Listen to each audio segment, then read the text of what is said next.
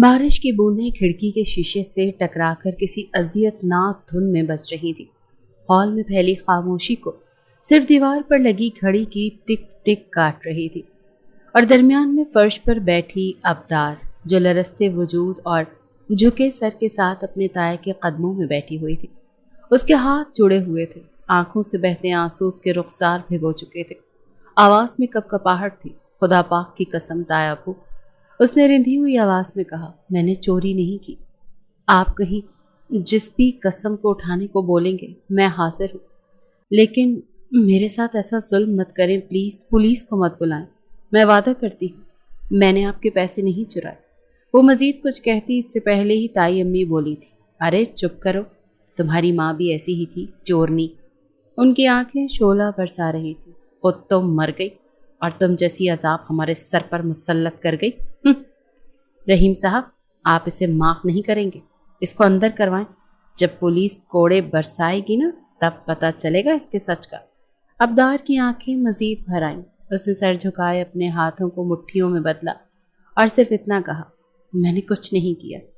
रहीम साहब ने एक गहरी सांस ली और अपनी बीवी की जानिब एक नजर डाली, मगर चेहरे पर किसी तासुर की झलक न थी।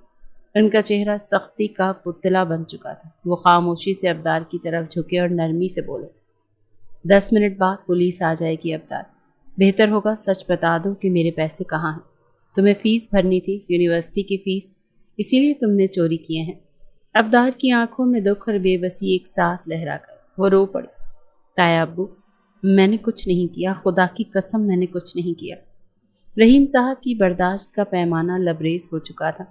वो अचानक अपनी जगह से खड़े हुए। उनकी आवाज़ में अभी वही सर्द मोहरी थी जो दिलों को तोड़ने का हुनर जानती थी। तुम्हें इज्जत की ज़बान समझ नहीं आती अबदार?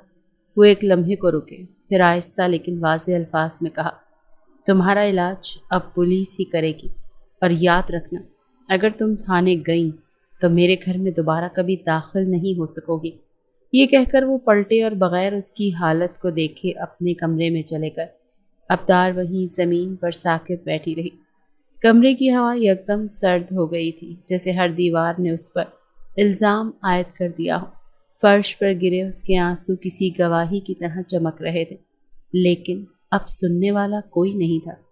ठीक 10 मिनट के बाद अचानक गेट के बाहर पुलिस की गाड़ियों की आवाज़ सुनाई दी और अगले ही लम्हे 4 एहलकार धड़ाधड़ गेट खोलकर अंदर दाखिल हुए। अबदार जो एक कोने में ज़मीन से लगे घुटनों के बल बैठी रो रही थी, पुलिस के कदमों की धमक सुनकर जैसे झटके से उठी। उसका दिल हलक में आ चुका था, आंखें खौफ से फटने को थी और वो पूरी जान से कांप रही थी। दिल में एक आखिरी उम्मीद थी कि शायद कोई सुने, कोई समझे, मगर हकीकत में दरवाजे से दाखिल होता एसपी साद इब्राहिम इस उम्मीद को भी निगलने वाला था।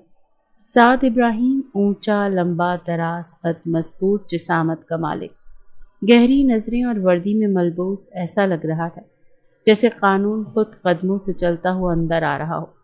वो तेज कदमों से लाउंज में दाखिल हुआ और फौरन रहीम साहब और उनकी बीवी की तरफ बढ़ा। दोनों मियाँ बीवी अब दरवाजे के करीब खड़े थे। सलाम जनाब, साथ ने संजीदा अंदाज में कहा और रहीम साहब से हाथ मिलाया। जी सर, फरमाइए, आपने क्यों हमें याद किया? रहीम साहब ने सर्द निगाहों से सामने खड़ी लरसती अबदार की तरफ इशारा किया। उनके लहजे में हकारत और चेहरे पर जख्म के बजाय अना का गुरूर था। इस लड़की ने मेरे पूरे 5 लाख रुपए चोरी किए हैं। वो सख्ती से बोले, इसे यूनिवर्सिटी की फीस देनी थी। आप खुद इससे पूछे कहाँ रखे हैं मेरे पैसे। अगर ज़बान न खोले तो रिमांड में ले लेंगे, और बिल्कुल भी नरमी की ज़रूरत नहीं, ये माफ़ी के काबिल नहीं है। साद इब्राहिम की निगाह लाशऊरी तौर पर अबदार की तरफ गई थी। वो चंद लम्हे के लिए साकित रह गया। ऐसी खूबसूरती, ऐसी सादगी और ऐसी मासूमियत वो शायद अपने पूरे करियर में पहली बार देख रहा था। अबदार की आंखों में बसी वहशत, आंसू से भीगी पलकें और सफ़ेद कमीज पर फैला हुआ धुआं सा अक्स लम्हे भर को जैसे वक्त ठहर सा गया। लेकिन फिर उसने खुद को झटका दिया, पेशावराना अंदाज अपनाया और सीधा रहीम साहब के करीब होकर बोला, ठीक है सर, हम अपना काम शुरू करते हैं। पीछे खड़े अहलकार आगे बढ़े। एक ने हथकड़ी खोली, दूसरा एहतियात से मोबाइल निकालकर वीडियो रिकॉर्डिंग का आगाज़ करने लगा। ابدار نے خود کو ایک قدم پیچھے کیا، جیسے دیوار سے جا لگنا چاہتی ہو۔ اس کی سانسیں اکھڑنے لگیں، وہ زبان کھولنا چاہتی تھی مگر ہونٹ سل چکے تھے۔ کسی نے اس کے لیے آواز نہ اٹھائی۔ یہاں صرف قانون تھا، وہ قانون جو کبھی آنکھیں بند کر کے فیصلہ کرتا ہے۔ وہ اس کے مد مقابل کھڑا ہو گیا تھا۔ مس ابدار، آپ کافی پڑھی لکھی لگتی ہیں، اس نے ایک نظر اس کے کانپتے چہرے پر ڈالتے ہوئے کہا۔ قانون سے تو واقف ہوں گی، جانتی ہوں گی کہ اگر آپ نے سچ نہ بتایا تو آپ کو ریمانڈ روم لے جایا جائے گا۔ ابدار نے کانپتے ہونٹوں سے کچھ کہنا چاہا مگر آواز ساتھ نہیں دے رہی تھی۔ صاحب نے اپنی بات جاری رکھی۔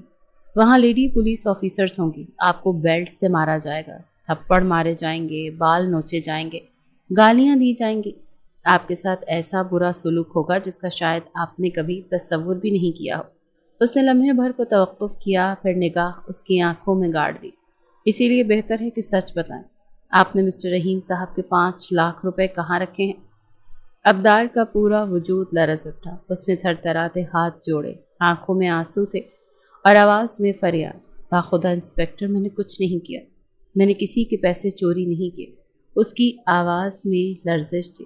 لیکن سچائی بھی، میں وعدہ کرتی ہوں، یہ مجھ پر جھوٹا الزام ہے، میں اسے ثابت کروں گی۔ تایا ابو، میں بے قصور ہوں۔ سعد ابراہیم کی آنکھوں میں لمحے بھر کے لیے ایک ہلکی سی چمک ابھری، جیسے دل کے کسی کونے میں کچھ کھٹکا ہو، لیکن اس نے خود پر قابو پایا۔ اپنے جذبات کو لپیٹتے ہوئے وہ پلٹا اور ایک آخری نظر ابدار پر ڈالی، جو اب جھکی ہوئی نگاہوں سے اس کی طرف دیکھ رہی تھی۔ پھر وہ پلٹ کر دروازے کی طرف بڑھا اور جاتے جاتے لیڈی انسپکٹر کو اشارہ کرتے ہوئے سخت لہجے میں بولا، گرفتار کرو انہیں، کیونکہ عزت کی زبان ان کو سمجھ نہیں آتی۔ یہ کہتے ہی وہ دروازہ کھول کر باہر نکل گیا۔ دروازہ بند ہونے کی آواز گویا ابدار کی امیدوں کے تابوت پر آخری کیل ثابت ہوئی۔ لیڈی کانسٹیبل تیز قدموں سے آگے بڑھی، اس کے سامنے جھکی اور سختی سے اس کے نازک ہاتھوں میں ٹھنڈی لوہے کی ہتکڑیاں ڈال دی گئی۔ وہ چونک کر پیچھے ہٹی، کانپتی آواز میں چلائی، نہیں، میں نے کچھ نہیں کیا، خدا کے لیے میری بات سنیں۔ مگر کوئی نہ رکا اور نہ سنا۔ لیڈی کانسٹیبل نے اسے بازو سے تھاما اور کمرے سے باہر کی طرف لے جانے لگی۔ ابدار کے قدم گھسٹ رہے تھے، آنکھیں دروازے کی طرف لگی تھی جہاں سے سعد ابراہیم گیا تھا۔ شاید آخری بار امید کی کوئی کرن لوٹے، لیکن اب اندھیرا ہی اس کا مقدر بن چکا تھا۔ پولیس اسٹیشن کی عمارت اپنے اندر خاموشی، سختی اور بے رحم حقیقتوں کا گہرا عکس لیے کھڑی تھی۔ دفتری ہلچل، سرگوشیاں، فون کی گھنٹیاں اور ادھ کھلے کمروں سے جھانکتی زندگی کی تلخیاں، ہر شے اپنے آپ میں ایک الگ دنیا تھی۔ انہی دیواروں کے بیچ ایس پی سعد ابراہیم اپنے کیبن میں بیٹھا فائلوں میں گم تھا۔ سامنے میز پر رکھی فائل کے صفحات پلٹتے ہوئے اس کی نظریں وقفے وقفے سے کسی جملے پر رک جاتی، پھر وہ قلم اٹھا کر کچھ نوٹ کرتا اور دوبارہ انہماک سے کاغذات پر جھک جاتا۔ دروازے پر ہلکی سی دستک نے اس کے دھیان کو منتشر کر دیا۔ آئیے، اس نے اجازت دیتے ہوئے سر اٹھایا۔ دروازہ کھلا اور ایک درمیانی عمر کا حوالدار اندر داخل ہوا۔ وردی پر لگی گرد، چہرے پر الجھن اور ماتھے پر پسینہ کچھ نہ کچھ گڑبڑ ہونے کی گواہی دے رہا تھا۔ اس نے قدم روک کر مؤدب انداز میں کہا، سر، اگر اجازت ہو تو ایک بات عرض کرنی ہے۔ سعد نے سنجیدہ انداز میں سر ہلایا۔ کہیے حوالدار۔ حوالدار نے ایک لمحے توقف کیا، پھر قدرے جھکے لہجے میں بولا، سر، وہ ابدار صاحبہ، وہ بے ہوش ہو گئی ہیں۔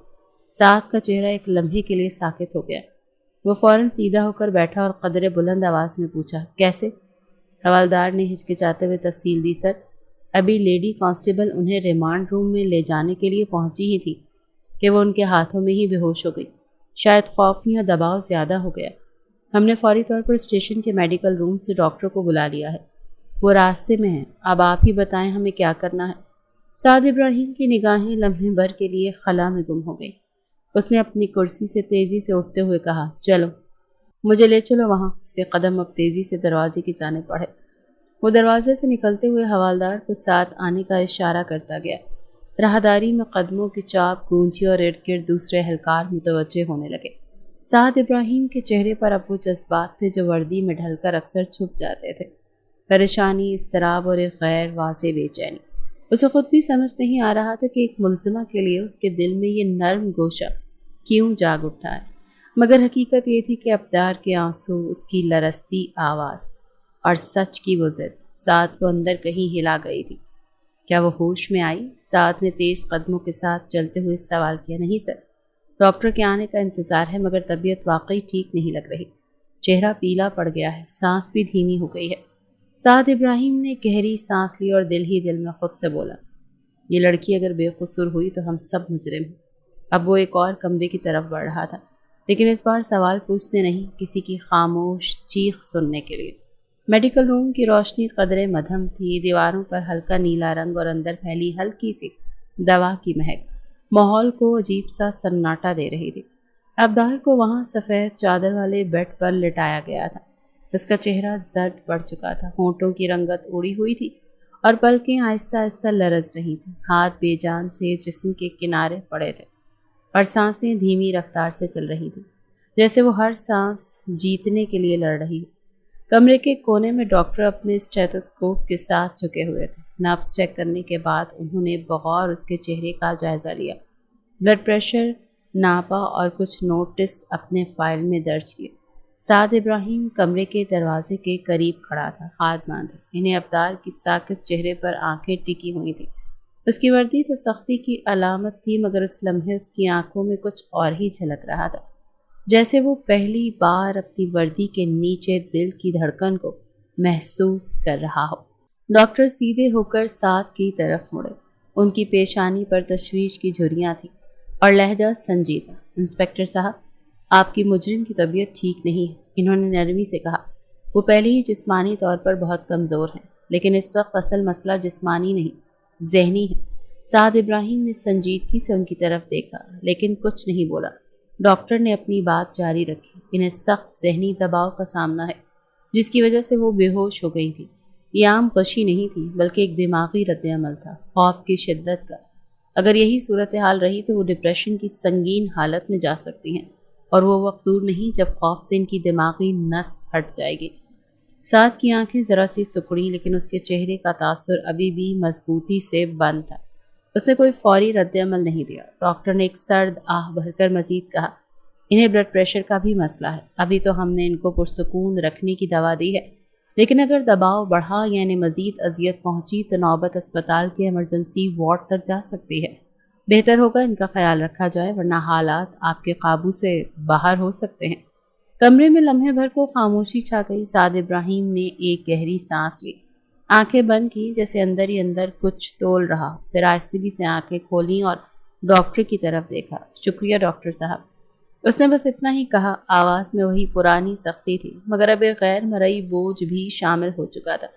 پھر وہ بغیر کچھ سوچے اور کہے دروازے کی طرف پلٹا اور باہر کی جانب قدم بڑھا دیے، جیسے اس کے دل میں کوئی انکہی جنگ چڑھ چکی ہو، انصاف اور رحم کے بیچ، قانون اور انسانیت کے درمیان۔ کیبن کی فضا میں گہری سنجیدگی چھائی ہوئی تھی۔ کمرے کی کھڑکی سے چھن چھن کر آتی شام کی روشنی دیوار پر مان سی لکیریں بنائے ہوئے تھی۔ سعد ابراہیم اپنی کرسی پر بیٹھا، کوہنی میز پر ٹکائے، ایک ہاتھ سے ماتھے کو تھامے گہری سوچ میں ڈوبا ہوا تھا۔ فائلیں کھلی ہوئی تھیں مگر نگاہیں کہیں اور تھی، جیسے وہ منظر اب بھی اس کے سامنے ٹھہرا ہوا ہو، جہاں ابدار بے ہوشی کی حالت میں خاموشی سے درد سہ رہی تھی۔ چند لمحے بعد اس نے گہری سانس لی، موبائل اٹھایا اور تیز انگلیوں سے ایک نمبر ڈائل کیا۔ پہلی ہی بیل پر دوسری طرف سے کال اٹھا لی گئی۔ کہو سعد، کچھ بولا اس نے؟ بتایا میرے پیسے کہاں رکھے ہیں؟ رحیم صاحب کی آواز میں غصہ، حقارت اور بے چینی سب کچھ ایک ساتھ شامل تھا۔ سعد نے ہچکچاتے ہوئے آہستہ لہجے میں جواب دیا، سر وہ اس وقت ہوش میں نہیں ہے، بے ہوش ہو چکی ہیں۔ ڈاکٹر کے مطابق ان کی طبیعت کافی خراب، ذہنی دباؤ میں ہے، ان کا بلڈ پریشر بہت لو ہو چکا ہے۔ رحیم صاحب کی آواز فوراً بلند ہو گئی، تو مرنے دو، مرتی ہے تو مر جائے، مجھے اس سے کوئی فرق نہیں پڑتا، مجھے صرف اپنے پیسے واپس چاہیے، سمجھ رہے ہو نا تم؟ سعد کے لب کچھ کہنے کو ہلے لیکن زبان بند رہی۔ میں نے اسے چھت دی، اس کے باپ کے مرنے کے بعد باپ بن کر اس کے سر پر ہاتھ رکھا اور وہ میرے ہی پیسے چوری کر کے احسان فراموشی کر رہی ہے۔ کہ بدتمیز لڑکی اس لائق ہے کہ اس کے ساتھ ہمدردی کی جائے؟ رحیم صاحب کا لہجہ اب زہر سے بھرا ہوا تھا۔ انسپکٹر، میں تمہیں صاف کہہ رہا ہوں، اگر وہ زبان نہیں کھولتی تو اس کی زبان کھلوا لو، چاہے جان لے کر ہی کیوں نہ ہو۔ میں اسے چھوڑوں گا نہیں، کسی صورت نہیں، اور سنو، تم اسے رہائی نہیں دینا۔ کمرے میں سناٹا چھا گیا۔ سعد کی آنکھیں کسی بے نام احساس میں جھک گئیں، اس کے لب خاموش تھے مگر دل کسی انجانی سی کسک میں ڈوبا ہوا تھا۔ وہ جانتا تھا کہ قانون کیا کہتا ہے مگر دل کا گوشہ بار بار ایک ہی سوال پوچھ رہا تھا، کیا وہ لڑکی واقعی مجرم ہے؟ اس نے کچھ بھی جواب نہیں دیا، بس چہرے پر چٹان جیسی خاموشی طاری کیے موبائل کی اسکرین پر نظریں جمائے رہا اور آہستہ سے کال منقطع کر دی۔ کمرے میں خاموشی مزید گہری ہو گئی، جیسے دیواریں بھی اب اس کی ضمیر کی گواہی سننے کو بےتاب تھی۔ سعد نے موبائل میز پر رکھا، کرسی سے اٹھا اور کھڑکی کے پاس جا کر باہر اندھیرے میں جھانکنے لگا، جہاں شہر کے شور میں ابدار کی سسکیوں کی بازگشت سے اندر سے سنائی دے رہی تھی۔ میڈیکل روم کی مدھم روشنی میں نیند تاریکی کا راج تھا۔ ابدار بے سد بستر پر لیٹی ہوئی تھی، چہرہ زرد، آنکھوں کے نیچے گہرے سیاہ حلقے اور ہونٹوں پر خشکی کا جالا صاف دکھائی دے رہا تھا۔ کمرے کے کونے میں لیڈی کانسٹیبل ہاتھ باندھے خاموش کھڑی تھی۔ دروازہ آہستہ سے کھلا اور سعد ابراہیم اندر داخل ہوا۔ اس کی نظریں سیدھی بستر پر لیٹی ابدار پر جا ٹکی۔ اس نے ایک نظر لیڈی کانسٹیبل کو دیکھا اور ہلکے اشارے سے باہر جانے کا حکم دیا۔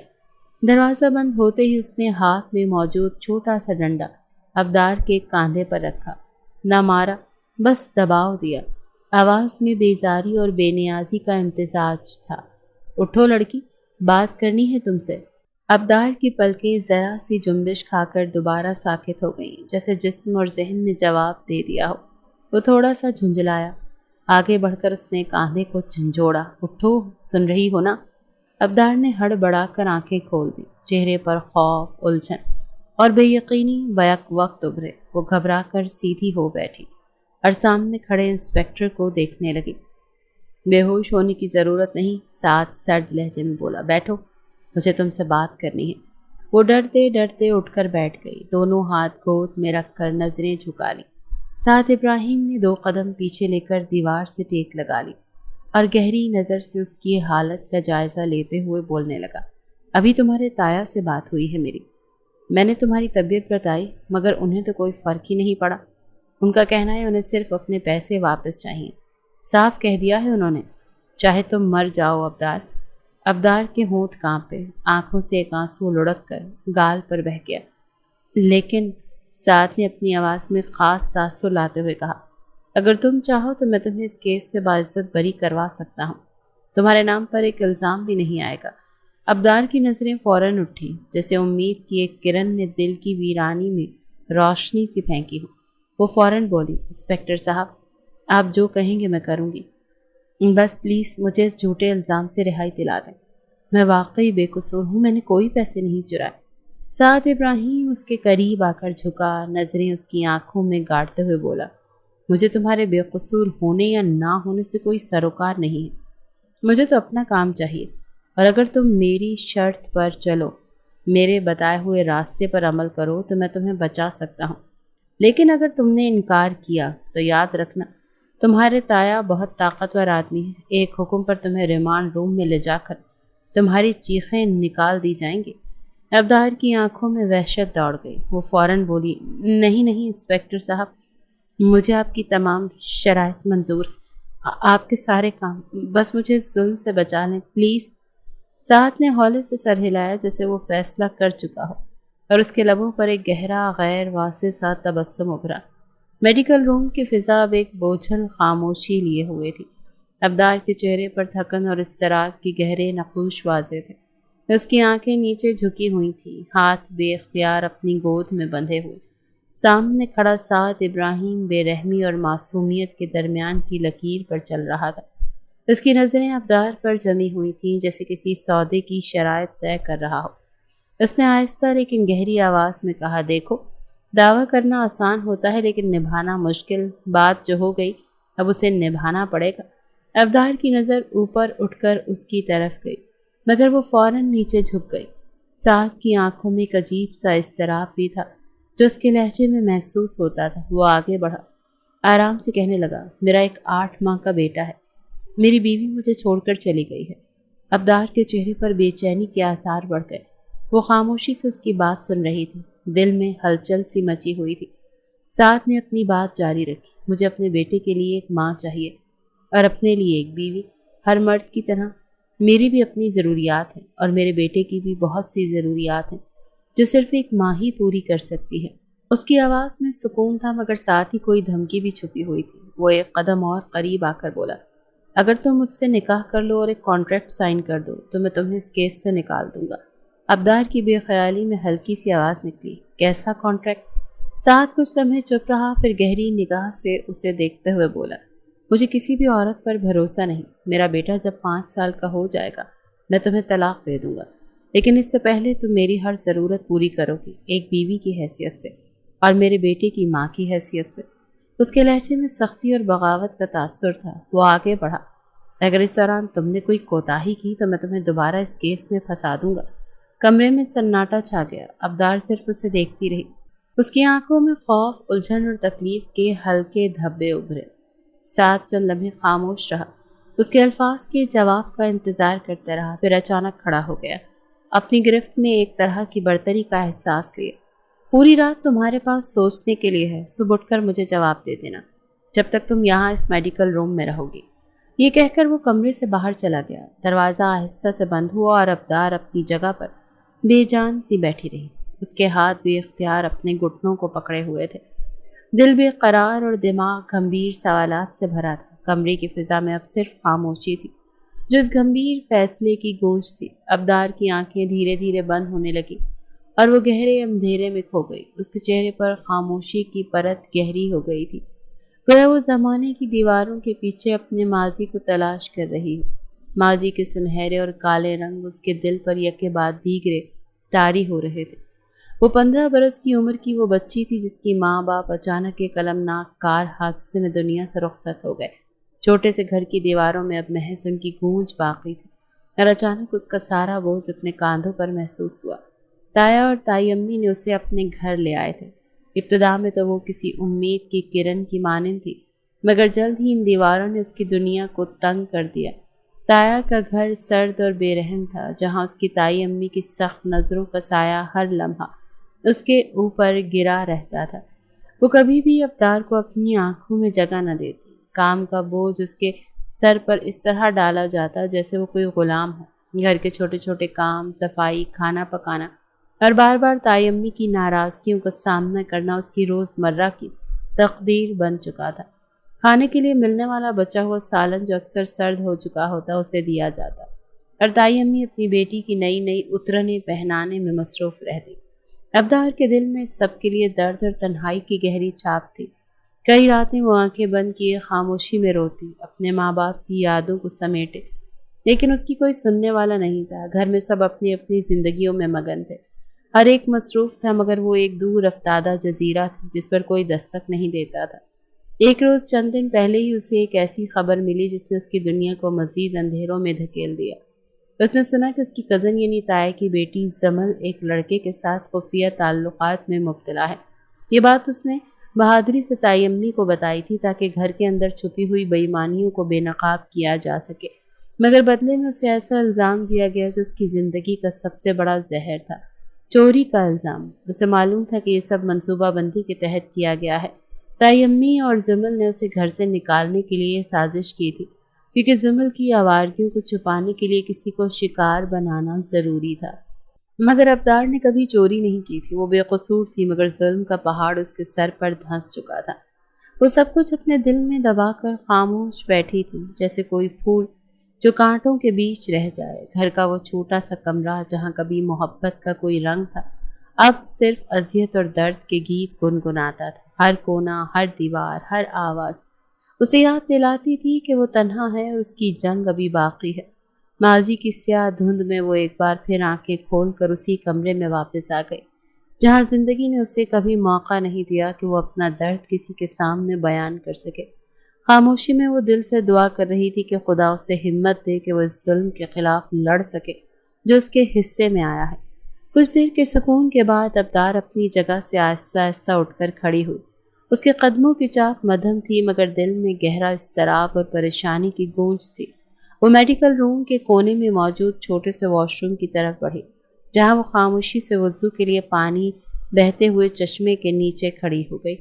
ہاتھ دھوئے، چہرہ دھویا اور دھیرے دھیرے پانی کے قطرے اس کے بے خودی میں کھوئے ہوئے چہرے سے ٹپک رہے تھے۔ وہ اپنے رب کے نام پر دم بدم الفاظ دہرائے، اللہ تجھے ہی پکارتی ہوں، تجھ سے ہی مدد کی امید رکھتی ہوں۔ پھر اس نے بڑی احتیاط سے اپنے ہاتھ جوڑے، دل کی گہرائیوں سے دعا کرنے لگی۔ پانی کی نرمی اور ٹھنڈک کے درمیان اس کے آنسو بے اختیار بہنے لگے اور وہ خود کو تھام نہ سکی۔ وہ باہر آئی، مڑ کر اس چھوٹے سے کمرے کی دیواروں کو دیکھا جسے یہاں سے نکلنے کی دعا مانگ رہی ہے۔ پھر اس نے اپنے ہاتھ دھیرے دھیرے سینے پر رکھے اور نرمی سے اللہ کا نام لیا۔ کچھ لمحوں کی خاموشی کے بعد وہ روبرو ایک چھوٹے سے خالی کمرے میں کھڑی ہوئی جہاں تھوڑی جگہ نماز کے لیے موجود تھی۔ ابدار نے آرام سے اپنی نماز کے لیے جگہ بنائی اور اللہ کی بارگاہ میں جھک گئی۔ اس کی آنکھیں بند تھیں مگر دل کے دروازے پوری شدت سے کھلے تھے۔ دل کی دھڑکن کے ساتھ اس کی زبان سے نرم الفاظ بہنے لگے، یا اللہ تو ہی رحمان ہے اور تو ہی رحیم، تو ہی واحد ہے جو درد کو سمجھتا ہے، میرے دل کی حالت کو بہتر جانتا ہے، میری تنہائی اور میری بے بسی کو۔ وہ لمبے لمبے وقفے لے کر بولی، یا رب جس طرح تو نے یوسف علیہ السلام کو قید سے نکالا اور مصر کی سلطنت بخشی، ویسی ہی کوئی کرم کر میرے ساتھ۔ یہ ظلم، یہ زنجیریں، یہ خوف جو میرے دل پر ہیں انہیں توڑ دے، یہ قید جو میرے اندر سے مجھے کھا رہی ہے اس سے نجات دے۔ آنکھوں سے آنسو برسنے لگے۔ وہ ہاتھ بلند کر کے اپنے رب سے اپیل کرتی رہی، اللہ جو لوگ میری مجبوری کو اپنا فائدہ بنا رہے ہیں ان کے شر کو میرے لیے زبردست قوت میں بدل دے، مجھے صبر دے، طاقت دے کہ میں ان سب کو شکست دے سکوں۔ وہ تھوڑی دیر کے لیے رکی اور پھر خود سے لڑتی ہوئی بولی، یہ آدمی جو مجھ سے نکاح کرنا چاہتا ہے، جو میری حریت اور عزت کے ساتھ کھیل رہا ہے، مجھے سمجھ نہیں آتی کہ میں کیا فیصلہ کروں۔ میرے دل میں اتنے سوال ہیں، اتنی الجھن ہے، مجھے ہمت دے، فیصلہ کرنے کی صلاحیت دے کہ میں صحیح راستہ اختیار کر سکوں۔ ابدار کا جسم ہلکے ہلکے کانپ رہا تھا مگر اس کی دعا میں سچائی اور خلوص کا ایک الگ ہی رنگ تھا۔ مجھے ایسا حوصلہ دے جو کوئی بھی ظلم کرے میں اس کے سامنے سر جھکاؤں نہ، مجھے یہ طاقت دے کہ میں اپنی عزت اور اپنی روح کی حفاظت کر سکوں میرے رب۔ وہ روتی رہی، ایک ایسی بے ساختہ رلاہ جو سالوں کی تکلیفوں کا خلاصہ تھی۔ اس کی آواز میں گہرائی تھی، درد تھا اور ایک ایسی امید جو شاید کبھی مر نہیں سکتی تھی۔ آنکھوں سے بہتے آنسو اس کی دعا کی سچائی کی گواہی دے رہے تھے۔ لمحے بعد اس نے اپنے ہاتھ دھیرے دھیرے اپنے چہرے سے آنسو پونچھے، سانس گہرا لیا اور ایک نرم مگر پرعزم آواز میں کہا، یا اللہ میں تیری رحمت کی منتظر ہوں، تجھے ہی پکارتی ہوں، تو ہی میری مدد کر۔ وہ کچھ دیر اور ویسی ہی کھڑی رہی، دعا میں گم، پھر آہستہ آہستہ اپنے حال میں لوٹی، لیکن اس کے دل میں ایک نئی امید کے چراغ روشن ہو چکے تھے۔ کمرے میں صبح کی روشنی ایک خاص سی گواہی دیتی دکھائی دے رہی تھی۔ دیوار کے کنارے لگا چھوٹا سا فین مدھم سی آواز کے ساتھ چل رہا تھا اور اس کی آواز کمرے کے سناٹے میں جیسے گونجتی محسوس ہو رہی تھی۔ انسپکٹر سعد ابراہیم اپنی کرسی پر بیٹھا ہوا خاموشی سے سامنے صوفے پر بیٹھی اس لڑکی کو دیکھ رہا تھا جو بے حد سنجیدہ چہرے کے ساتھ نظریں جھکائے بیٹھی تھی۔ اس کی آنکھوں میں تھکن اور خوف کی ملی جلی کیفیت تھی، جیسے ایک ہی رات میں کئی برسوں کی عمر جی لی ہو۔ وہ دونوں کچھ لمحے یوں ہی خاموش بیٹھے رہے، پھر وہ لڑکی دھیرے سے بولی، آواز میں نہایت دھیما پن اور لرزش تھی، اور 5 سال بعد مجھے طلاق کیوں دیں گے آپ؟ سعد نے کرسی کی پشت سے ٹیک ہٹائی، دونوں کوہنیاں میز پر ٹکائیں اور اس کی طرف جھک کر بولا، کیونکہ مجھے عورتوں پر بھروسہ نہیں، میرے ساتھ جو کچھ ہوا وہ مجھے کسی رشتے پر اعتماد کرنے نہیں دیتا۔ وہ لڑکی اس کی بات سن کر کچھ لمحے خاموش رہی، پھر دھیرے سے سر اٹھایا، آنکھوں میں آنسو تیرنے لگے مگر آواز میں ہلکی سی مضبوطی تھی۔ لیکن ہر عورت ایک جیسی نہیں ہوتی سعد صاحب، جس طرح 5 انگلیاں برابر نہیں ہوتی اسی طرح ہر انسان بھی مختلف ہوتا ہے۔ میں وعدہ کرتی ہوں اگر آپ مجھے اس رشتے میں باندھتے ہیں تو میں اسے پوری سچائی سے نبھاؤں گی، آپ کے بیٹے کو اپنا بیٹا سمجھوں گی، مجھے طلاق نہیں چاہیے۔ اس کی آواز بھیگتی گئی جیسے دل کی پرتیں کھلتی جا رہی ہیں۔ میری اماں کہتی تھی طلاق لینے والی عورتیں اچھی نہیں ہوتی اور طلاق دینے والے مرد بھی اللہ کے نزدیک پسندیدہ نہیں ہوتے۔ طلاق وہ واحد عمل ہے جو اللہ کو سخت ناپسند ہے۔ جب ایک شوہر اپنی بیوی کو طلاق دیتا ہے تو عرش لرز اٹھتا ہے، زمین تھر تھرا اٹھتی ہے، میں ایسا کوئی کام نہیں کرنا چاہتی جس سے میرا رب ناراض ہو جائے، جس سے میری ماں کی روح کو تکلیف ہو۔ انسپکٹر صاحب اس کے چہرے کو بغور دیکھ رہا تھا۔ ایک لمحے کے لیے اس کے چہرے پر نرمی کی ایک جھلک ابھری، لیکن فوراً وہ آنکھیں سخت کر کے بولا، تم خود مجھ سے طلاق لے لو گی۔ وہ مزید بولا، کیونکہ میں تمہیں وہ عزت نہیں دے سکتا جس کی تم بات کر رہی ہو۔ میں تمہیں اپنے لیے رکھ رہا ہوں، ایک ضرورت کے طور پر، میرے بیٹے کی ماں بننے کے لیے، میرے گھر کی خدمت گزار بننے کے لیے۔ میں تمہاری ضرورتیں پوری نہیں کر سکتا، لیکن ہاں، تمہیں ہماری ضرورتیں ضرور پوری کرنی ہوں گی جب تک ساتھ رہو گی۔ کمرے میں ایک بار پھر سناٹا چھا گیا۔ لڑکی کی آنکھوں سے آنسو ٹپکنے لگے، لیکن اس نے کچھ نہیں کہا، صرف نظریں نیچی کیے بیٹھی رہی، جیسے اندر ہی اندر کچھ ٹوٹ رہا ہو یا شاید جنم لے رہا ہو۔ سعد ابراہیم اپنی جگہ پر بیٹھا رہا، آنکھیں بند کر کے، جیسے خود سے بھی نظریں چرا رہا ہو۔ صبح کی روشنی اب کمرے میں مکمل پھیل چکی تھی، مگر ان دونوں کے بیچ اندھیرا ابھی باقی تھا۔ کچھ لمحے بعد اس نے بہت آہستگی سے سر اٹھایا۔ آواز میں تھر تھراہٹ تھی، مگر لہجہ صاف تھا۔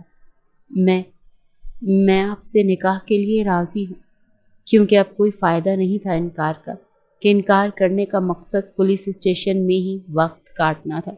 کیونکہ اس نے سانس بھری، جیسے دل کی دیوار گرا رہی، مجھے اب اپنے تائے کے گھر نہیں جانا، جہاں مجھے عزت نہیں صرف الزام ہے۔ ہر بات پر مجھ پر انگلی اٹھائی جاتی ہے۔ میں تھک گئی ہوں وہاں رہ کر، میں اب وہاں نہیں لوٹنا چاہتی۔ وہ پھر تھوڑا رکی، جیسے کچھ سوچ رہی ہو، پھر دھیمی آواز میں بولی، مگر آپ سے میری ایک درخواست ہے سعد۔ سعد نے تھوڑا سا جھک کر پوچھا، کیا درخواست ہے؟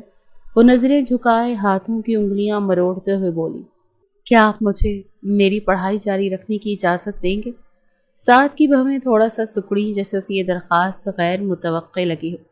میں آپ کے بیٹے کا پورا خیال رکھوں گی، اس کی ماں بننے کی پوری کوشش کروں گی، لیکن بس مجھے اجازت دیجیے کہ میں اپنی تعلیم مکمل کر سکوں۔ اس کی آواز میں اس لمحے صرف التجا نہیں، ایک خواب بھی چھپا ہوا تھا۔ 5 سال بعد جب آپ مجھے چھوڑیں گے تو کم از کم میرے پاس ایک ڈگری ہو، ایک راستہ ہو جس کے سہارے میں اپنی دنیا سنوار سکوں۔ سعد ابراہیم کچھ لمحے خاموش رہا۔ اس نے اپنی کرسی کی پشت سے ٹیک لگائی اور اس لڑکی کو بغور دیکھنے لگا۔ چند لمحے بعد وہ سنجیدگی سے بولا، ٹھیک ہے۔ اس نے گہری سانس لیتے ہوئے کہا، ڈیل ڈن۔ تم نکاح کے بعد اپنی پڑھائی جاری رکھ سکتی ہو، لیکن میرے بیٹے کی ذمہ داری، میرے گھر کی عزت، یہ سب تمہاری اولین ترجیح ہونی چاہیے۔ اس کے چہرے پر ہلکی سی لرزش ابھری، جیسے کسی نے اسے زندگی کی ایک اور مہلت دے دی ہو۔ اس نے سر ہلا کر اس بات میں جواب دیا۔ سعد نے اپنی کرسی سے اٹھتے ہوئے کہا، نکاح کل شام ہوگا، میں کاغذ تیار کرواتا ہوں۔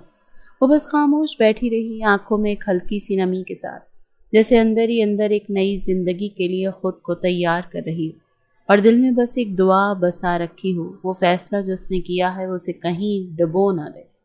سعد ابراہیم کے وسیع و عریض گھر کا لاؤنج اس وقت نکاح کی تقریب کے لیے خاص طور پر سجا ہوا تھا۔ روشنیوں کی ہلکی لو، دیواروں پر آویزاں سنہری فریمز اور سادگی میں لپٹا ہوا سکوت، سب کچھ ایک خاموش مگر گواہ منظر کا روپ دھارے ہوئے تھا۔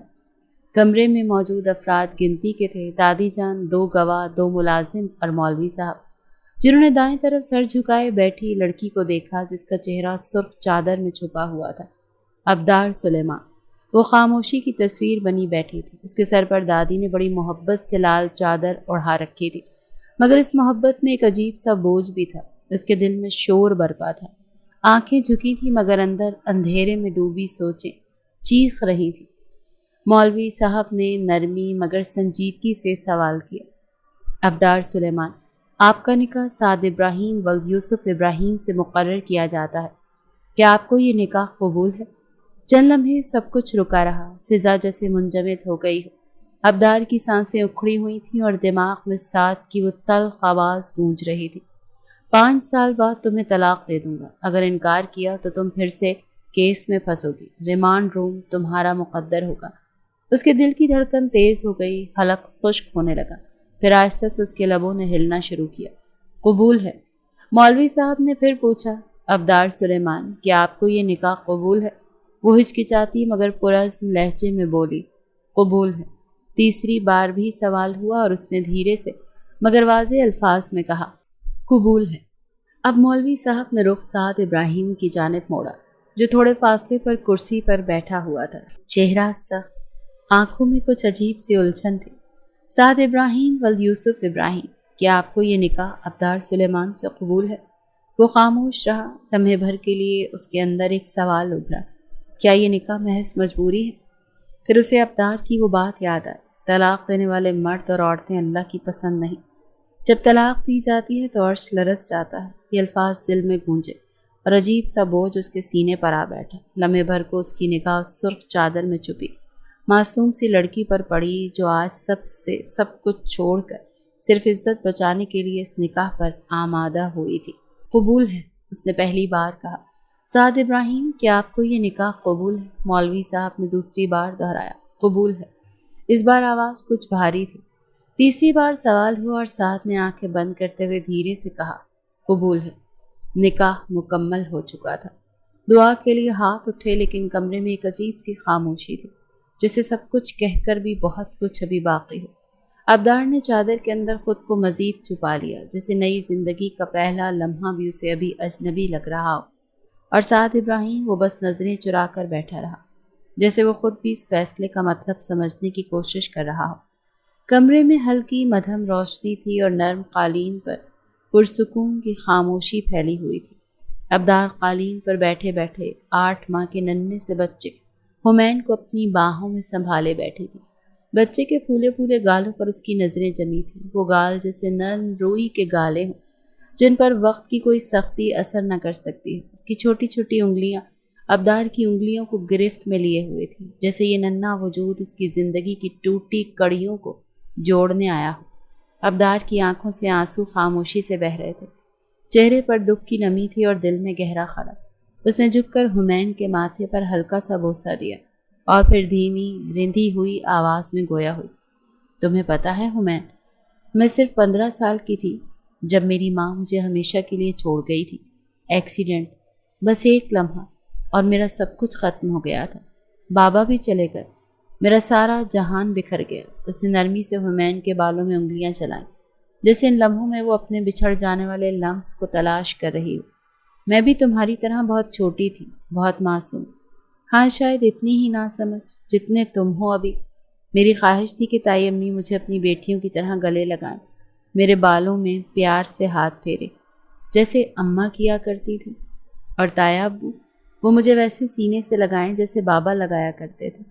اس کی آواز میں ٹوٹا پن صاف محسوس ہو رہا تھا، ایک زخم جو وقت کے ساتھ سڑ چکا تھا آج آنکھوں کے راستے بہہ رہا تھا۔ مگر ایسا کچھ بھی نہیں ہوا حمین، تائی امی نے مجھ سے کبھی پیار ہی نہیں کیا۔ مجھے باقی بچا ہوا کھانا ملتا، پرانی اترنیں ملتی اور سلوک بس یوں سمجھو جیسے میں اس گھر کا بوجھ تھی۔ حمین نے ننھے ننھے ہاتھوں سے ابدار کے چہرے کو چھوا، جیسے اس کی باتوں کو سمجھنے کی ناکام کوشش کر رہا ہو۔ ابدار مسکرا دی، ایک اداس سی مسکراہٹ۔ تمہیں پتہ ہے، ایک دن میں نے اللہ میاں سے دعا کی تھی، کہا تھا یا اللہ میری شادی جس سے بھی ہو اس کی ایک سوتیلی اولاد ہو جسے میں اتنا پیار کروں کہ دنیا دیکھے کہ سوتیلی ماں بھی ماں ہوتی ہے، کہ سوتیلی ماں بھی دل رکھتی ہے، مامتا رکھتی ہے، وہ بھی کسی بچے کے لیے راتیں جاگ سکتی ہے، دل سے دعا دے سکتی ہے۔ اس نے حمین کو سینے سے لگا لیا، آنکھیں بند کی اور ہچکیوں میں بولی، تم میرے وہی خواب ہو حمین، تم میری دعا کا جواب ہو، تم میرے اپنے ہو، میرے رب نے تمہیں مجھے دیا ہے تاکہ میں تمہارے زخموں پر مرہم رکھ سکوں جو مجھے کبھی نہ ملے۔ تمہیں کبھی یہ احساس نہ ہو کہ تم کسی سوتیلی ماں کے سائے میں پل رہے ہو، تمہیں کبھی فرق نہ لگے سگی اور سوتیلی ماں میں۔ میں تمہیں اپنا بیٹا کہہ کر دنیا کو دکھاؤں گی کہ ماں صرف خون سے نہیں دل سے بنتی ہے۔ وہ رو رہی تھی بچوں کی طرح، حمین اس کے کاندھے سے لگا اور سکون سے آنکھیں موند چکا تھا۔ ابدار کی آنکھوں سے آنسو تھم نہیں رہے تھے۔ دروازے کے قریب کھڑا سعد ابراہیم یہ سب کچھ خاموشی سے دیکھ رہا تھا۔ اس کے چہرے پر حیرت، نرمی اور شاید ایک انجانی شرمندگی کا عکس ابھرا۔ وہ خاموشی سے پلٹا بنا کچھ کہے۔ رات 12 بجے کمرے میں اندھیرا نیم روشنی میں گھرا ہوا تھا۔ کونے میں لگی ہلکی پیلی روشنی دیوار پر پرچھائیاں بنا رہی تھی، جیسے رات خود اپنی سانسیں روک کر کسی واقعے کی گواہ بننے جا رہی ہو۔ باہر کوہرے نے ساری دنیا کو اپنی لپیٹ میں لے رکھا تھا اور اندر ایک ہلچل تھی، دل کی دھڑکنوں کی، خوف کی، بے یقینی کی۔ ابدار دھیرے قدموں سے دروازہ کھول کر اندر داخل ہوئی۔ دل جیسے پسلیوں سے باہر آنے کو بیتاب تھا، لیکن چہرہ سپاٹ، آنکھوں میں ایک عجیب خالی پن تھا۔ وہ اندر داخل ہوئی تو سامنے ہی بیٹھ کے کنارے بیٹھا سعد ابراہیم نظر آیا۔ اس کی نظریں اسی پر جمی ہوئی تھیں، جیسے وہ اسی لمحے کا انتظار کر رہا ہو۔ اگر یاد ہو تو میں نے تمہیں اپنی ضرورتوں کا بھی کہا تھا۔ اس کی آواز میں ایک عجیب سا ٹھہراؤ تھا، لیکن لہجے میں وہی اجنبیت، وہی حکم۔ وہ اس کا امتحان لینا چاہتا تھا۔ ابدار نے نظریں جھکاتے ہوئے آہستگی سے جواب دیا، میں تیار ہوں ہر رشتے کے لیے۔ سعد ابراہیم نے جیسے جواب کا بھی انتظار نہ کیا، وہ فوراً بیڈ پر لیٹ گیا اور نگاہیں اس کے چہرے پر گاڑ دیں۔ تو پھر خوش کرو مجھے، وہ ہلکی سی مسکراہٹ کے ساتھ گویا ہوا، لیکن وہ مسکراہٹ کسی نرمی کی نہیں، ایک سرد حکم کی تھی، جیسے وہ کسی سودے کو پورا ہوتے دیکھ رہا ہو۔ ابدار کی پلکیں لرزی، وہ سر جھکائے کچھ دیر ساکت کھڑی رہی، جیسے قدم اگلے لمحے اٹھیں یا ٹوٹ جائے، لیکن پھر دل کو تھام کر جیسے اس نے خود کو تھپکی دی، اس نے سر اٹھایا، ساتھ کو دیکھا، لب ہلنے ہی والے تھے کہ وہ پھر بول اٹھا۔ اس بار آواز میں کچھ اور بھی تھا، دھمکی، اور اگر خوش نہیں کر سکی تو یاد رکھنا اس چوری کو میں بھولا نہیں، وہ کیس ابھی بھی میرے ہاتھ میں ہے۔ ابدار کے قدم جیسے زمین سے جڑ گئے، آنکھیں حیرانی سے کھل گئیں۔ چند لمحے وہ اسے دیکھتی رہی، جیسے سمجھنے کی کوشش کر رہی ہو کہ یہ وہی شخص ہے جس سے ابھی اس کا نکاح ہوا ہے۔ کیا نکاح صرف ایک سودا تھا کہ اس نے اپنی زندگی کی قیمت چکانے کے لیے خود کو گروی رکھ دیا تھا؟ لیکن اگلے ہی لمحے اس نے آنکھیں بند کی، گہری سانس لی اور سر کو خفیف انداز میں جھٹک دیا، قدم اٹھائے جیسے اپنے ضمیر کو چپ کرا دیا۔ وہ آہستہ آہستہ بیڈ کی طرف بڑھنے لگی، لیکن کمرے کی خاموشی میں صرف اس کے قدموں کی مدھم چاپ تھی۔ اس کے قریب آنے کی دیر تھی کہ وہ اس کو اپنی باہوں میں بھینچ گیا تھا، جبکہ وہ صرف آنکھیں موند چکی تھی۔ صبح کی روشنی پردوں کی درزوں سے چھن چھن کر کمرے میں داخل ہو رہی تھی۔ کمرے کی فضا میں رات کے لمحوں کی خاموش گواہی باقی تھی۔ سعد ابراہیم کی پلکیں لرزی، اس کی آنکھیں آہستہ سے کھلی۔ تھوڑی دیر وہ چھت کو دیکھتا رہا، جیسے رات کے بیتے لمحوں کی فلم اس کے ذہن میں کسی خاموش پردے پر چل رہی ہو۔ وہ پل بھر کے لیے مسکرایا، ایک مدھم سی بے اختیار مسکراہٹ، جیسے کچھ دیر کے لیے دل نے سختی سے رخصت لی ہو۔ اس نے کروٹ لی مگر سامنے کوئی نہ تھا، بستر خالی تھا۔ وہ تھوڑا سا سیدھا ہوا، گردن موڑ کر ادھر ادھر دیکھا، پھر چپ چاپ اٹھ کر کمرے سے باہر نکلا۔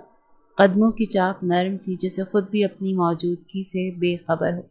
وہ سیدھا حمین کے کمرے کی طرف بڑھا، دروازے کے قریب پہنچا ہی تھا کہ اندر سے ہنسی کی آواز نے قدم روک لی۔ وہ چونکا، ہلکا سا ٹھٹکا۔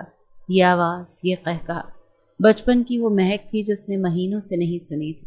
ارے واہ حمین، آپ تو آج بڑے خوش ہو رہے ہیں۔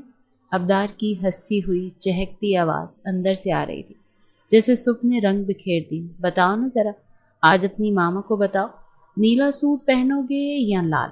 کمرے کے اندر بچہ بھی ہنس رہا تھا، ننھی ننھی آوازیں، قلکاریاں، جیسے کوئی جل ترنگ بج رہا ہو۔ ساتھ کے دل کی دھڑکن بے اختیار تیز ہو گئی۔ وہ خاموشی سے دروازے کی اوٹ میں کھڑا ہو کر سنتا رہا۔ ماما کو لال رنگ بہت پسند ہے نا؟ وہ بولی، گویا کسی بڑے انسان سے بات کر رہی ہو۔ مگر تم تو لڑکے ہو حمین، تمہیں نیلا سوٹ زیادہ جچے گا۔ لیکن کاش تم لڑکی ہوتے تو میں تمہیں 2 چٹیاں بنا کر پنک فراک پہناتی اور بہت پیار سے تیار کرتی۔ بچہ جیسے اس کی باتوں کا مطلب سمجھ رہا ہو، اس کی ہنسی تیز ہو گئی۔ چلو کوئی بات نہیں، ماما جلدی سے آپ کے لیے ایک چھوٹی سی بہن لے آئے گی، ہاں بابا سے بول کر۔ اس کی آواز میں شوخی تھی، محبت تھی، اور وہ نرمی تھی جو صرف ایک ماں ہی رکھ سکتی ہے۔ دروازے کے باہر کھڑا ساتھ سانس روک کر یہ منظر دیکھ رہا تھا۔ اس کی آنکھوں میں نمی سی چھپ گئی۔ جو بچہ پچھلے کئی مہینوں سے خاموش تھا، آج وہ پہلی بار یوں کھل کھلا رہا تھا۔ وہ خود بھی ان لمحوں میں کھو گیا۔ ابدار کی آواز، اس کی نرمی، اس بچے کے ساتھ محبت، وہ سب کچھ اسے کسی اور ہی دنیا میں لے گا۔ اس نے دروازے پر ایک ہاتھ رکھا، پھر پل بھر کو رکا اور بنا اندر جائے ہلکا سا مسکرا کر چپ چاپ واپس مڑ گیا۔ وقت دھیرے دھیرے گزرتا جا رہا تھا۔ 2 ہفتے کا عرصہ بیت چکا تھا۔ ڈائننگ ہال میں سناٹا چھایا ہوا تھا۔ ناشتے کی میز پر 3 پلیٹیں سجی تھی، مگر آواز صرف چمچوں کے ہلکے ٹکراؤ کی آ رہی تھی۔ سعد ابراہیم خاموشی سے ناشتہ کر رہا تھا، سامنے بیٹھے حمین کو نرم نگاہوں سے دیکھ لیتا، جس کی گود میں رکھے کھلونے کو درست کرتا تھا۔ ابدار خاموشی سے اس کے چہرے کو دیکھ رہی تھی۔ وہ چاہ رہی تھی کوئی بات کرے، معمول کسی کوئی گفتگو، کچھ جو فاصلے کم کر دے۔ آخرکار اس نے خود ہی ہمت باندھی۔ مجھے اور حمین کو کچھ شاپنگ کرنی ہے، کپڑے اور تھوڑی سی چیزیں لینی ہیں۔ آج آپ ہمیں لے جائیں گے؟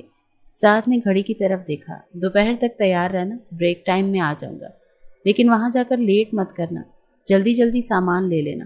اس کا لہجہ حسب معمول سخت تھا مگر بالکل سرد نہیں۔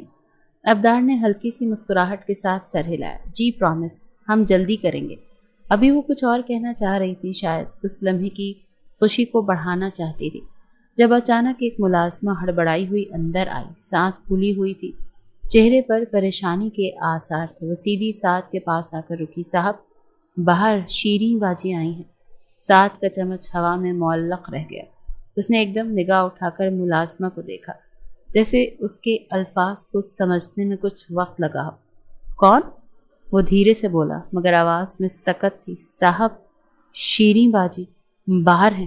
ابدار نے چونک کر سعد کو دیکھا۔ اس کا چہرہ لمحے بھر کو سپاٹ ہو گیا۔ سعد فوراً اپنی جگہ سے کھڑا ہو گیا۔ کرسی پیچھے سرکنے کی آواز ڈائننگ ہال کی خاموشی میں گونجی۔ وہ تیز قدموں سے باہر کی طرف بڑھ گیا، جیسے کسی نے اندر کا سکون ہی چھین لیا ہو۔ ابدار بھی پریشان ہو کر کھڑی ہو گئی۔ اس کی نظر ملازمہ پر جا ٹھہری۔ کون شیریں؟ اس کی آواز دھیمی تھی مگر لبوں میں کپ کپاہٹ تھی۔ ملازمہ نے دھیرے سے جواب دیا۔ صاحب کی پہلی بیوی۔ یہ الفاظ ابدار کے کانوں میں زہر بن کر اترے تھے۔ ایک لمحے کو اسے لگا جیسے زمین اس کے قدموں تلے سے کھسک گئی ہو۔ چہرہ زرد پڑ گیا، آنکھوں سے رنگ اڑ گیا۔ اس کی آنکھیں بے یقینی سے دروازے کی طرف دیکھ رہی تھیں، جیسے سعد گیا تھا جہاں سے، اور اس کے دل میں ایک ہی جملہ گونج رہا تھا، صاحب کی بیوی۔ کمرے میں موجود ہوا بھی جیسے اس پر ہنسی اڑا رہی تھی، اور وہ صرف ایک بے آواز چیخ کے ساتھ اپنے وجود کو سنبھالنے کی کوشش کر رہی تھی۔ گھر کے برآمدے میں صبح کی نرم دھوپ پھیلی ہوئی تھی مگر فضا میں ایک عجیب سا تناؤ چھایا ہوا تھا۔ سرمئی پتھروں سے بنے فرش پر ایک عورت گھٹنوں کے بل بیٹھی تھی۔ اس کے چہرے پر تھکن اور آنکھوں میں نمی اور وجود میں لرزش تھی۔ وہ شیریں تھی، سعد ابراہیم کی پہلی بیوی، جو آج کئی مہینوں بعد اچانک ایک تڑپتی تصویر کی مانند اس کے سامنے آ کر کھڑی ہو گئی تھی۔ سعد اپنے مضبوط وجود کے ساتھ خاموشی سے کھڑا تھا۔ اس کی آنکھیں بے رحم مگر پراسرار تھیں۔ شیریں اس کے قدموں میں تھی، آنکھوں سے آنسو بہتے ہوئے اس کے چہرے پر پھسل رہے تھے۔ وہ ہچکیاں لے رہی تھی، جیسے ہر سانس میں اپنی بے بسی سمو رہی ہو۔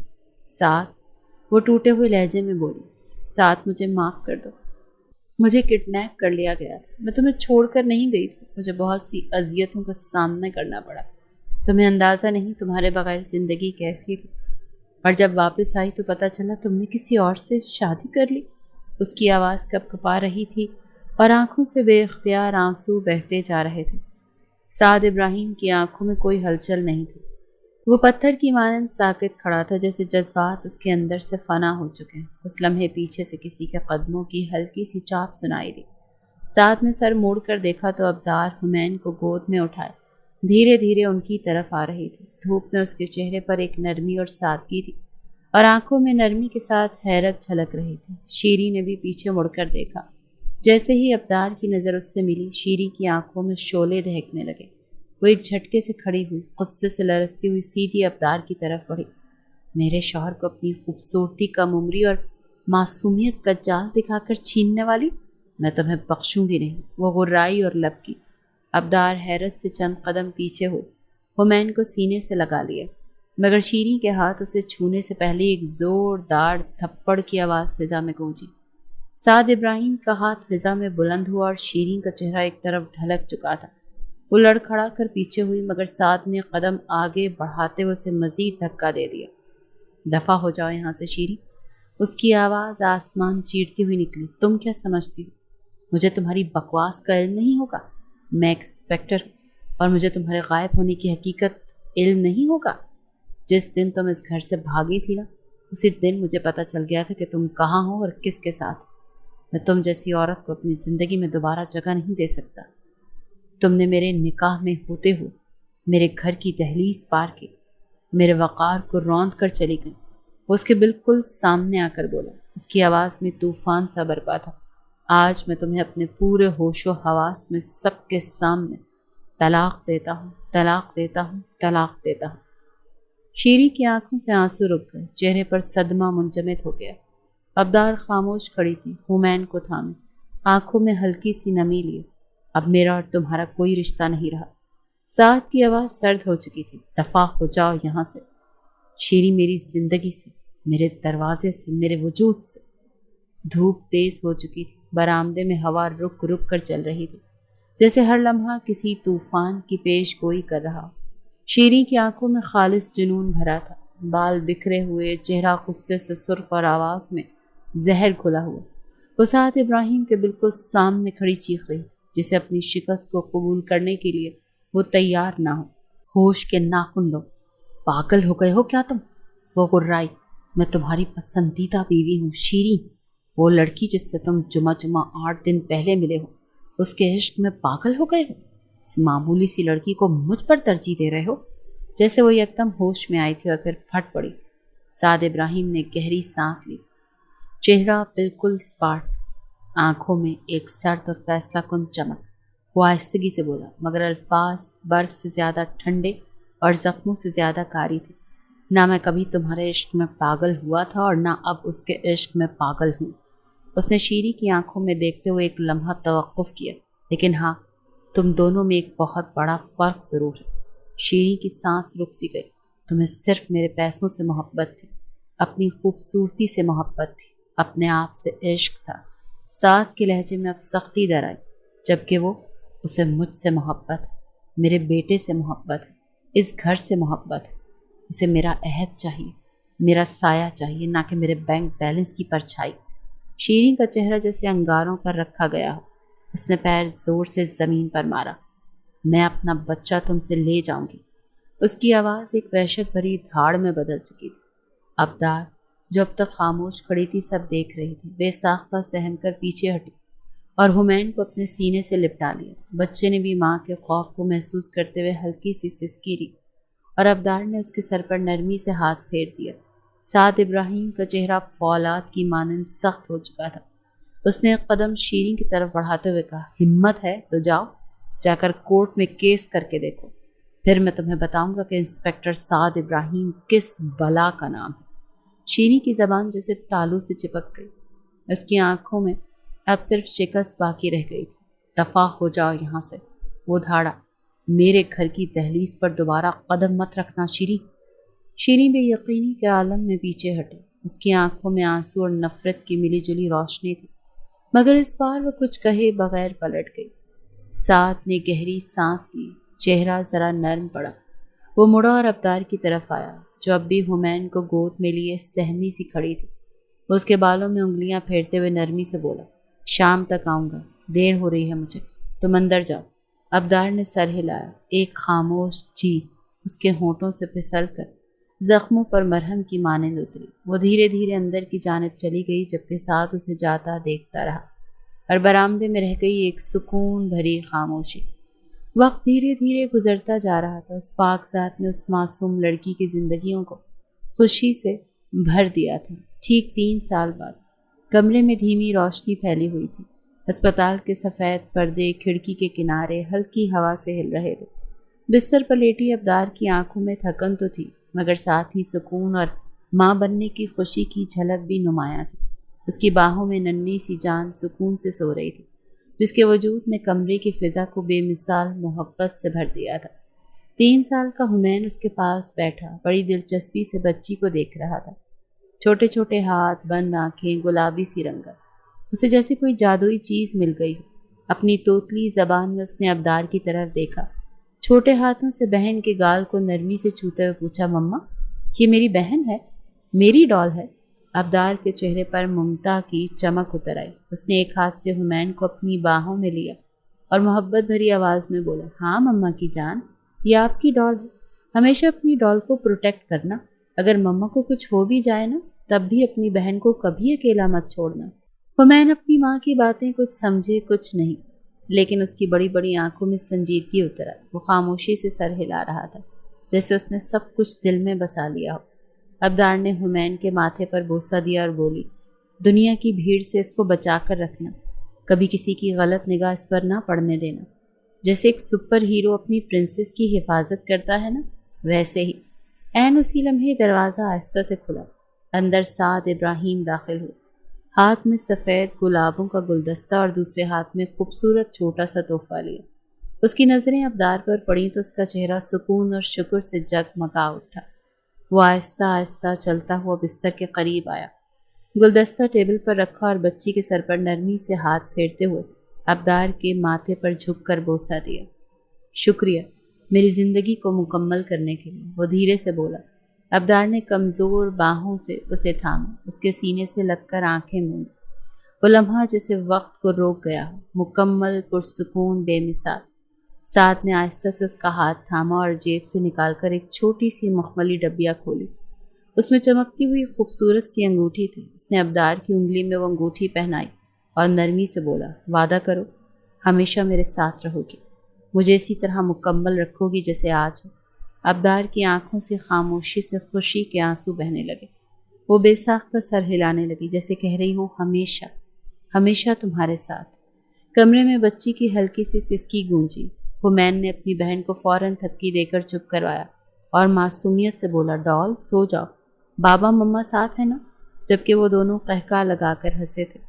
ہوا نے پردے کو دوبارہ ہلایا جیسے قدرت بھی اس حسین منظر کو سراہ رہی ہو۔ بے شک میرا رب اپنے بہترین لوگوں کو بہترین عطا کردہ نعمت نوازتا ہے۔